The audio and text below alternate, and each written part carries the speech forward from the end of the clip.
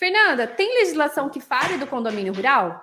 Bom, nós temos menções e as menções são bem fininhas, tá? Não é nada aprofundado em algumas legislações que tratam sobre o tema. A gente tem no Código Civil, no Estatuto da Terra, nós temos também essa lei aqui fala um pouquinho, ela introduz um pouquinho, ela introduz um pouquinho também sobre o condomínio rural, mas também não é tão profundo, e também a Instrução Normativa 83/2001. Fernanda, beleza, o que eu faço com isso, com essa informação? Vamos lá? Realmente a Receita Federal, ela fala sobre isso? 83/2001. Será que eu posso fazer um condomínio rural na prática? Será que realmente isso daí é possível? Eu quero ensinar vocês, eu já falei isso para vocês, sobre eu só acredito vendo, a serem curiosos, gente. Então eu preciso descompartilhar aqui. Lembra que a semana passada eu também mostrei para vocês conseguirem pesquisar o NCM sobre ser curioso?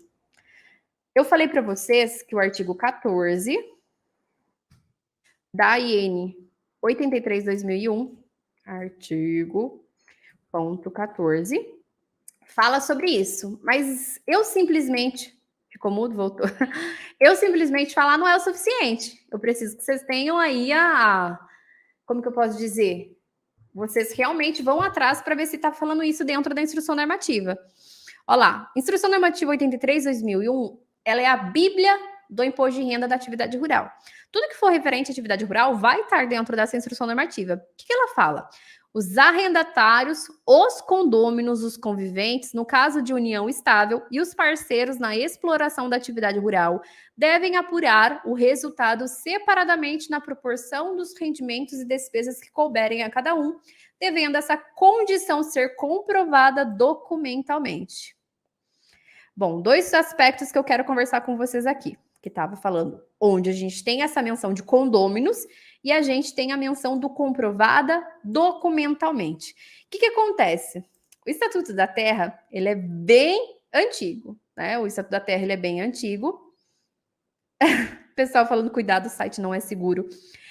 O Estatuto da Terra, ele é bem antigo e ele, inclusive, fala que os contratos agrários, eles podem ser feitos de maneira verbal. Não necessariamente precisa ser redigido, mas ele é antigo, tá? Mas quando a gente fala de Receita Federal, vocês viram que a própria instrução normativa, ela fala o quê?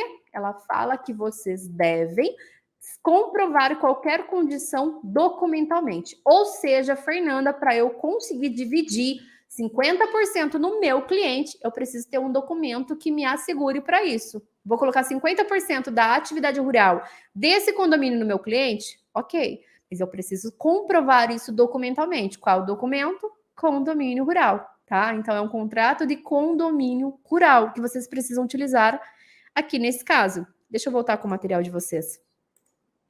Lembrando aos alunos que o material é disponibilizado dentro de 7 dias lá na comunidade agrotributário, tá? Então, a gente tem algumas menções na legislação, mas a gente não tem uma lei que fale aprofundadamente sobre o condomínio rural. Quando a gente fala de condomínio, né, e a gente viu que tem advogado na aula e é advogado que trabalha com contrato agrário, quando a gente fala de condomínio, a gente tem dois tipos de condomínio. Tem o condomínio de posse, que é o que fala lá no Estatuto da Terra, o próprio Estatuto da Terra, ele fala sobre isso, sobre o condomínio de posse, onde são 2 produtores rurais ou mais que possuem a propriedade de um imóvel rural, ou seja, é condomínio de posse, são 5 irmãos ou são 5 conhecidos que decidem se unir e comprar um imóvel rural. Isso é o condomínio de posse. Não necessariamente eles vão explorar aquela atividade rural. Pode acontecer deles fazerem arrendamento para outra pessoa. Assim como nós temos o condomínio de exploração rural. Nem sempre o condomínio de exploração rural, os condôminos precisam ser proprietários daquele imóvel. Pode acontecer de 2 ou mais produtores rurais, eles irem lá em uma fazenda do João da Silva e eles querem arrendar aquela fazenda e produzir em conjunto. Trouxe o exemplo prático aqui para vocês, tá? Pode acontecer sem ser com posse. Então, existe o condomínio de exploração rural e é esse que traz a menção lá na Instrução Normativa 83/2001. Ele não fala necessariamente sobre a posse, ele fala sobre a exploração. A tributação, ela é dividida conforme a porcentagem de cada um, comprovada documentalmente, ok? Então, nós temos o condomínio de posse, que é quando nós temos 2 ou mais proprietários daquele imóvel rural, e a gente tem o condomínio de exploração rural, tá? Aqui a gente vai falar sobre o condomínio de exploração rural, e é quando 2 ou mais produtores rurais, eles decidem explorar em conjunto um imóvel rural, seja ele de sua propriedade ou não. Basicamente, deixa eu ver se eu deixo menorzinho aqui, é isso daqui. Condomínio rural.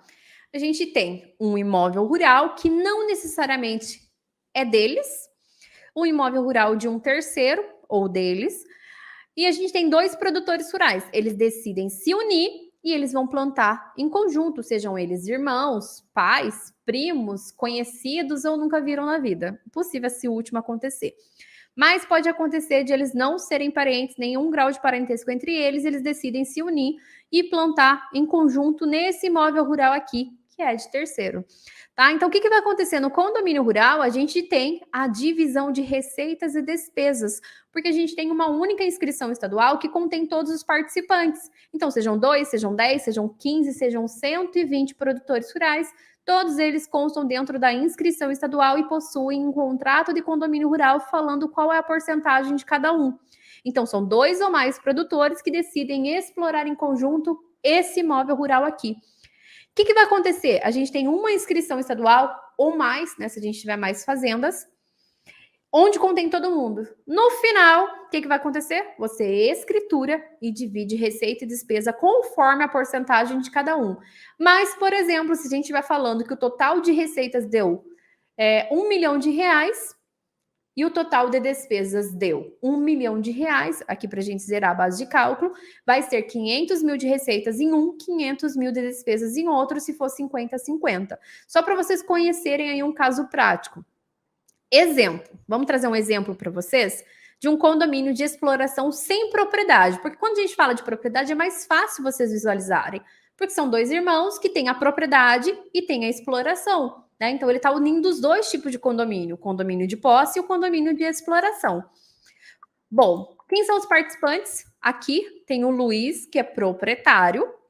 O Luiz é proprietário desse imóvel rural. O José, produtor rural. E o João, produtor rural também. O Luiz, ele faz um contrato de arrendamento ou então parceria rural que vai ceder para os 2 explorarem a atividade rural. Ele vai ceder, em contrapartida vai ser conforme o contrato que eles fizeram ali. Se for uma parceria, em contrapartida recebem frutos da parceria.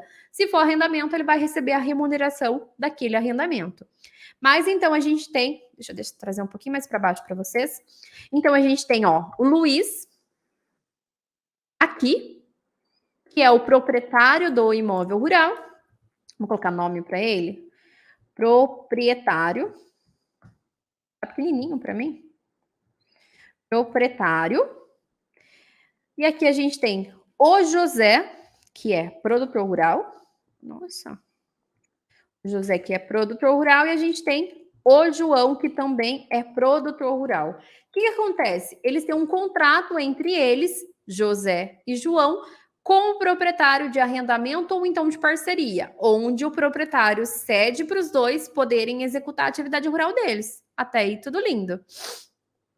Já José e João, eles fazem um contrato entre eles de exploração em condomínio, um contrato de condomínio rural, e nesse contrato a gente tem a porcentagem de cada um, que poderia ser 50-50, 80-20, a gente poderia ter 60-40, qual eles quiserem, tá? Às vezes um quer trabalhar mais, outro quer trabalhar menos, às vezes um entra com um valor menor, ou então entra com posses menores, tá? Então, ou vai realmente quantidade de trabalho que vão executar, então aqui é a porcentagem que eles decidirem no contrato, e por esse motivo é importante ali ter o advogado querendo fazer com que ambas as vontades sejam respeitadas, tá bom? Então é importante isso daqui.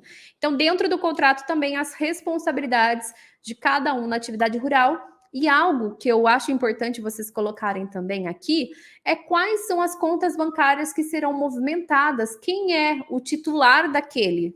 Ó, quem é o titular do condomínio pode estar dentro desse contrato. Quem é o titular do condomínio rural? Qual é a conta bancária que será movimentada? Porque pode acontecer, vamos lá, informações que podem constar. Por quê? Eu já explico por quê. Quando vocês forem fazer a escrituração, é mais fácil para vocês. Ó, informações que podem ter dentro desse contrato. A porcentagem de cada um, condômino, as responsabilidades, quem é o titular do condomínio rural, e é interessante vocês terem o titular, porque, querendo ou não, lá na inscrição estadual, quando vocês emitirem o bloco de produtor, ou seja, eletrônico, mas os produtores continuarão chamando de bloco, a gente vai ter lá João e outro, ou João e outros. Então, é importante que esse contrato a gente tenha também quem é o titular do condomínio rural. Geralmente, é aquela pessoa que faz a administração, administrador do condomínio. Qual é a ou as? Qual é a ou as contas bancárias que serão movimentadas quando vocês forem fazer o LCDPR ou então a escrituração do livro caixa analógico, vocês vão solicitar o extrato dessas contas específicas. Por quê? Porque pode acontecer do João ou do José ter esse condomínio em comum, mas terem atividade rural também separada. Né? Então, eles têm lá a Fazenda São Judas, onde eles são condôminos, eles exploram em conjunto, mas o José, ele tem lá a outra fazenda que ele faz sozinho, lá a Fazenda São José, que ele produz sozinho, onde o João não é condômino dele, onde ele não tem essa sociedade com o João. E o João pode ter a Fazenda São João, que não tem nada a ver com o José. Tá? Então é importante a gente ter também essa parte das contas bancárias para vocês conseguirem depois fazer a conciliação. É muito mais fácil de fazer a conciliação, tá bom? Então, nem sempre você vai ser contador de ambas as partes. Se for, é o melhor dos mundos, mas nem sempre isso vai acontecer. Tá bom? Então, aqui a gente precisa dessas informações no contrato. E essas informações são informações não jurídicas. Não estou falando de cláusulas do contrato, mas são informações que podem estar dentro do contrato. Tá? Então, a gente tem um contrato do José e do João de condomínio rural. E a gente pode ter informações não jurídicas no contrato, que nos ajudariam aí na nossa execução do serviço. Bom, e a declaração de imposto de renda, Fernanda? Onde é que eu formalizo esse condomínio perante a Receita Federal? Vocês estão conseguindo ver? Eu vou tentar melhorar aqui para vocês. Estão conseguindo ver? Possivelmente sim. Tá. Esse é o campo onde você vai formalizar o condomínio rural dentro da declaração de imposto de renda. Porque eu preciso formalizar, preciso falar para a Receita que aquilo ali é um contrato de condomínio. E por qual motivo eu só estou declarando 30% se daquela inscrição estadual a gente teve uma receita de R$1 milhão? Por que eu estou declarando só 30% e não 1 milhão? Principalmente para o titular, tá? Principalmente para o titular, porque querendo ou não, se a gente for parar para pensar, aqui no estado de São Paulo, a gente tem um CNPJ vinculado à inscrição estadual. Nos demais estados, a gente tem um CPF vinculado à inscrição estadual. Por mais que a gente tenha lá no espelho da inscrição estadual todos os condôminos, ainda a nota fiscal, né, a nota fiscal que vai permear aquela situação, aquela operação, ela vai sair no CPF com aquela inscrição estadual. Né? Então, pode acontecer do titular antes, eu vou falar isso para vocês, né, o que mudou com as fiscalizações da Receita Federal. Antes, a gente podia ter a Receita Federal indo lá numa cerealista que adquire mercadoria do produtor rural e me fala o seguinte: eu quero o CPF, quero um relatório dos seus maiores fornecedores. Aí a gente chega lá no seu João, que teve 1 milhão de faturamento, entrou no imposto de renda do senhor João por aquele CPF e teve 300 mil declarado. E o restante? Cadê, senhor João? O senhor falou para mim aqui que era R$1 milhão, eu tô com as notas fiscais R$1 milhão. E cadê o resto? Bom, o ônus da prova é sempre do contribuinte. Fernanda, é possível de provar? É possível de provar. tá? Encaminha para a Receita Federal, faz a sua defesa falando, olha, isso daqui é um contrato, isso daqui é um condomínio rural. Não tinha ainda, realmente não tinha a inscrição estadual do condomínio, não tinha os participantes aqui, mas é um condomínio rural. Aí, o restante, né? Aqui o senhor João declarou 300 mil, mas por quê? 400 mil tá no José e os outros 300 mil tá na Maria. Receita, analisa esses 3 CPFs, tá? Soma as receitas e as despesas desses 3 CPFs, vão fazer o 100%. Então, é provável, né? Palavras que eu invento, né? Da série Palavras que eu invento. É provável, é algo que você consegue provar para a Receita. O ônus da prova é seu. Então, você consegue provar, mas para que ser chamado para questionamento, né? Eu sempre falo para vocês. O ano passado, em 2022, no programa da Receita, no programa do Imposto de Renda, a Receita colocou um campinho que veio para facilitar a nossa vida e também vem para esses cruzamentos. Por quê? Porque antes o senhor João, e eu posso falar que isso daí também acabou levando os números serem altos de receitas não declaradas por produtores rurais. Porque muitas dessas receitas não declaradas é porque se tratavam de condomínio desconstituído, era um condomínio rural, onde o fulano realmente declarou só metade e o outro declarou a outra metade, e não foi possível fazer esse cruzamento porque não tinha esse campo aqui no imposto de renda. Ou seja, eu declaro 50, e aí? Quem é que declarou os outros 50? Cadê o restante? Por que você está com 50? Cadê o restante? Então, o ano passado, a Receita colocou esse campinho aqui, ó, participante. Esse é o campo, e eu falo assim, ó, dentro da declaração de imposto de renda, a gente tem esse anexo à atividade rural, que basicamente é o mundo SPED, né? Toda a escrituração fiscal e financeira do produtor rural está dentro desse anexo que é separado da pessoa física. E esse campo dados do imóvel explorado é onde você vai provar para a Receita Federal que aquilo ali é um condomínio rural. E aqui a gente tem algumas informações. Alunos, eu trouxe para vocês o que vocês devem preencher aqui, tá? Então, aqui a gente vai ter que preencher código da atividade, se for agricultura, pecuária, qualquer uma daquelas atividades onde eu falei para vocês, e vocês veem que aqui tem também transformação de produtos agrícolas, nome da fazenda, localização, o NIRF daquela fazenda, que hoje é chamado de CIB, qual é a área rural que é explorada e qual é a condição da exploração que aqui você vai colocar que é um condomínio rural, tá? Então é o tipo 2 de condição de exploração. É aqui nesse campo que você coloca. A participação, você vai colocar qual é a sua porcentagem nesse condomínio, tá? Aqui eu estou fazendo o imposto de renda do senhor João e ele tem 50%. Então, eu coloco o tipo 2 de exploração e eu coloco 50%. Outro item importante, a partir do momento que eu coloco 50%, eu preciso abrir esse campo aqui, que é o campo de participante, onde eu coloco o CPF e o nome do José, o meu outro condômino, quem está junto comigo dentro desse condomínio rural. É aqui que vai fazer a Receita não te chamar para questionamento. Por quê? Porque ela viu que você declarou 50, mas o José declarou 50. Você declarou 80, o José declarou 20, você declarou 60, o José 40. Então, 100% foi levado à tributação. Esse campo aqui, que foi o novo campo, eu chamo de campo dedo duro, onde você dedura outra pessoa, tá? Então, você está dedurando quem é o seu parceiro, quem é o seu condômino, mas para mim, para eu, contribuinte, que estou fazendo esse imposto de renda, é um campo de segurança, é um campo que me dá respaldo de fazer aquilo que eu estou fazendo. Então, eu coloquei que é um condomínio, coloca a minha porcentagem, mas eu também falo quem é a outra pessoa. Tá? Então, esse campo, quando instituiu o LCDPR, esse campo estava dentro do LCDPR, mas não estava no imposto de renda. E esses campos são de cruzamentos automáticos. Se eu coloco uma coisa que não é no imposto de renda, eu tenho que colocar também dentro do LCDPR.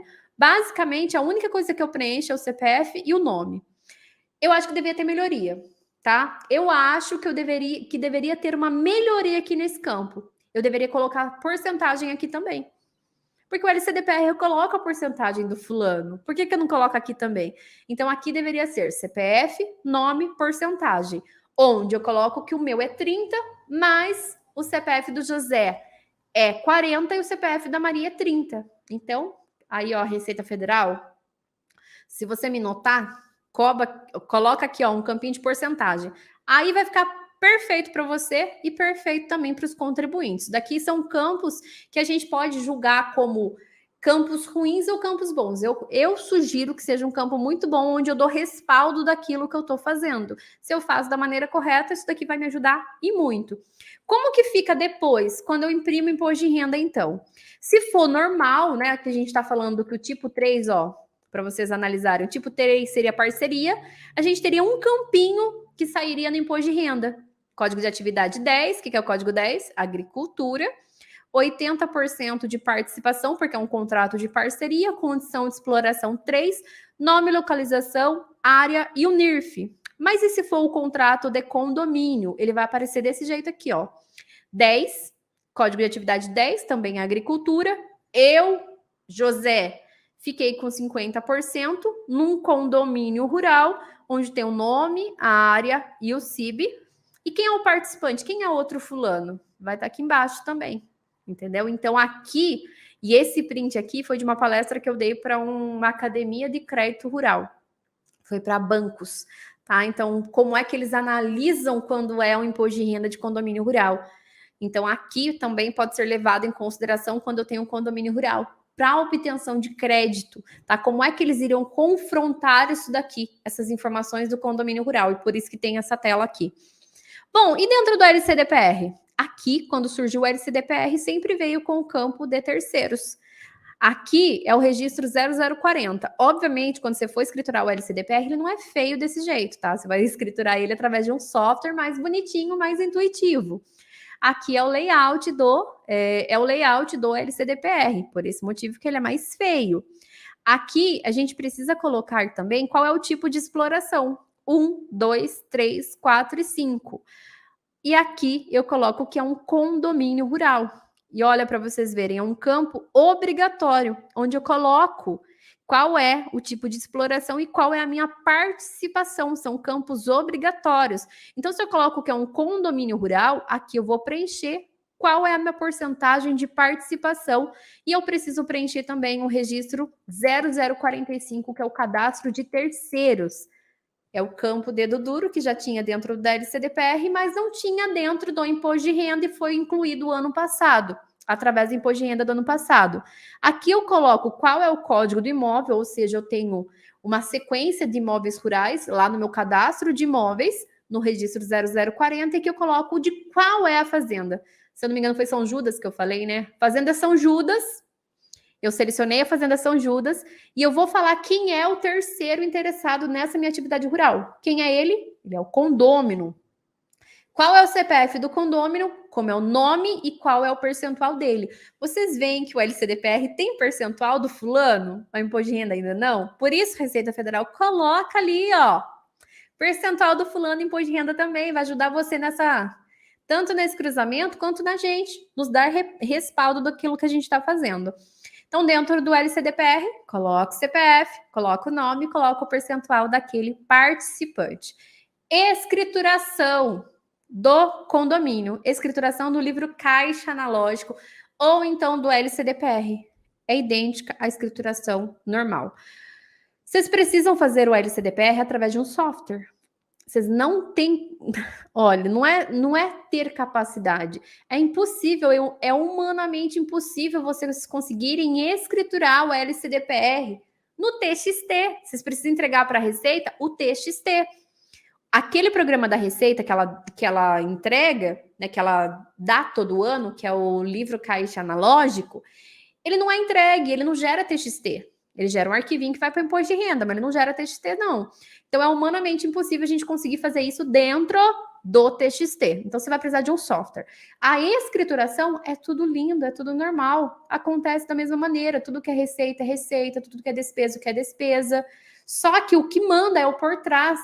É ter uma inscrição estadual desse condomínio, onde todas as notas emitidas para esse condomínio e todas as receitas que saíram desse condomínio, dessa inscrição estadual de condomínio, contendo todos os participantes, são escrituradas nesse livro caixa.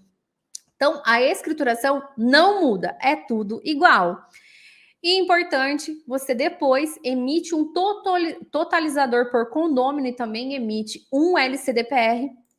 Ó, emitir um totalizador e também um LCDPR por condômino. emitir um LCDPR por condômino, já que vocês vão fazer a entrega. Um LCDPR por condômino. Emite um totalizador por condômino e declara a parte que cabe a cada condômino, a porcentagem que cabe a cada um. Como é que eu sei, Fernanda? Contrato de condomínio. Sem contrato de condomínio, vocês não conseguem avançar, vocês não conseguem avançar para a próxima página, entendeu? Para a próxima fase do jogo. Por isso que é importante o contrato. Importante, KEPF. Bom, escrituração do LCDPR, nada muda, imposto de renda, porcentagem que cabe a cada um.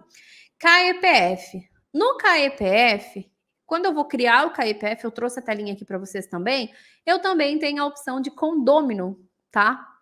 Opção de condômino aqui também no KEPF. Então, é possível eu fazer o KEPF ali, para quem vai fazer o registro dos funcionários, a opção de condômino. Fernanda, e a folha de pagamento, por exemplo, que está lá, geralmente vocês vão utilizar o titular, tanto para emissão da nota, para ser o titular da inscrição estadual e também para ser aquela pessoa que vai efetuar as folhas de pagamento, vai ter os funcionários registrados, tá? Então, aqui você colocou que ele é condômino e depois você pode dividir entre eles. Então, se a gente for parar para pensar, no quesito Receita Federal, a gente pode dividir as receitas e as despesas de cada um. Então, a folha de pagamento pode ser dividida entre os dois. Agora, um aspecto que não tem pacificação, um aspecto que não tem nenhum questionamento, e a gente não tem nenhum caso prático que também chegou ao Supremo, tá? Então, a gente não tem uma pacificação nem jurisprudência sobre o tema, é o quesito fundo rural, quando a gente faz a opção pela folha de pagamento. O que acontece? Produtor rural, e aqui sem entrar muito a fundo no fundo rural, produtor rural ele tem duas possibilidades de recolhimento do fundo rural, via comercialização, via folha de pagamento. Para eu optar pela folha de pagamento, eu preciso ter folha de pagamento. O fundo rural é por CPF. O fundo rural ainda não enxerga o condomínio rural, então ele é por CPF. Então, a gente ainda não tem um posicionamento na legislação, um posicionamento da Receita Federal, onde ela autoriza o condomínio a aquela opção pela folha de pagamento caber aos dois CPFs, porque a opção do fundo rural é por CPF. Então, uma maneira para que a gente consiga respaldar ambos os produtores rurais é quando for condomínio rural e a opção se der mais vantajosa no CPF, registra nos dois CPFs. Aí você tem o recolhimento do fundo rural acontecendo nos dois CPFs, visto que a opção acontece por CPF. Então, se a opção for comercialização, vida que segue, não tem problema. Agora, se você quer optar pela folha de pagamento porque você fez planejamento tributário e viu que é mais vantajoso, aí você tem que repensar para colocar uma folha de pagamento em todos os participantes, tá? Então, nos outros participantes também, porque você, o CPF, não pode optar pela fundo rural via folha de pagamento se não tiver folha de pagamento. Agora, os impactos na fiscalização tributária do agronegócio referente ao condomínio rural. Eu comentei com vocês aqui um pouco sobre os impactos, que é, por exemplo, a Receita Federal foi lá no cerealista, lá no abatedouro e pegou o CPF de fulano, foi lá no imposto de renda, e aqui a gente fala que a Receita pode analisar os últimos 5 anos. Ela não analisa 5, ela analisa 4, porque um já não vai dar muito tempo dela correr atrás mais, então ela sempre analisa os últimos 4 anos. Pode até 5, mas ela sempre analisa os últimos 4 anos. E se a gente for parar para pensar, o imposto de renda modificou o ano passado, incluiu o campo de terceiro o ano passado. Então, ela ainda pode, de 2 anos para trás, 2, 3 anos para trás, referente às competências antes dessa modificação, ela pode sim encontrar um CPF lá que estava como titular, lançando 30%, 50%, não lançando 100% das receitas. Então, esses cruzamentos que a Receita tem acesso, fui lá no portal da Nota Fiscal Eletrônica, que a Receita tem acesso a 100% dos dados em tempo real, a Receita tem acesso, ela viu lá que fulano de tal emitiu 1 milhão de notas, porém, declarou 300 mil. Então, esses cruzamentos podem acontecer e pode ser levado a questionamento. Não estou dizendo que a Receita ela vai desconsiderar, mas ela vai te chamar para questionamento. Você consegue provar? Consegue provar.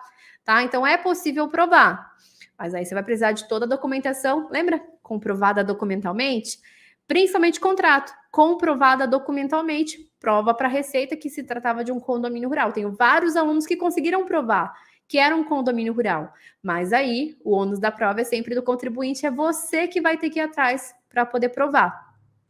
Essa falta de campos, ela realmente possibilitou esse cruzamento da Receita Federal, né, esses questionamentos, ó, falta de campos possibilitou, ocasionou, não é nem possibilitou, né?